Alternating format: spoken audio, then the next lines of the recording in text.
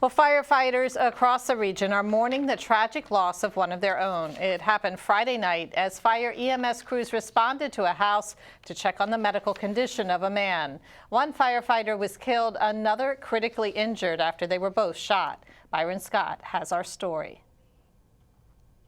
This past Friday evening about 7:30, we lived our worst nightmare. That worst nightmare happened at 5007 Sharon Road in Temple Hills. Investigators say fire EMS crews were at the home to check on the medical condition of a man. It was that man's brother who called 911 and who was with EMS when they knocked on the door. Police say when no one responded, they forced their way through the front door and were met with a hail of bullets. This is a situation that fire EMS never expects to find themselves in.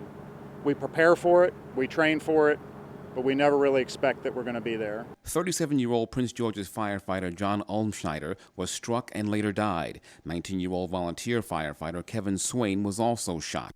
I'm pleased to report that Kevin is improving. I spent about an hour with him and his family yesterday talking to him. So he is beginning to show positive signs of improvement. The man's brother was also hit with gunfire but is expected to survive. Two other paramedics were hurt when they attempted to drag an injured person out of the house. At this point in the investigation, the man who fired the deadly shots has not been charged. It's always possible. Again, we are less than 72 hours into this incident. We can tell you that there are any number of pieces of evidence that still have to be analyzed. There are ballistics tests. There are witnesses who we've not had an opportunity to interview at this point.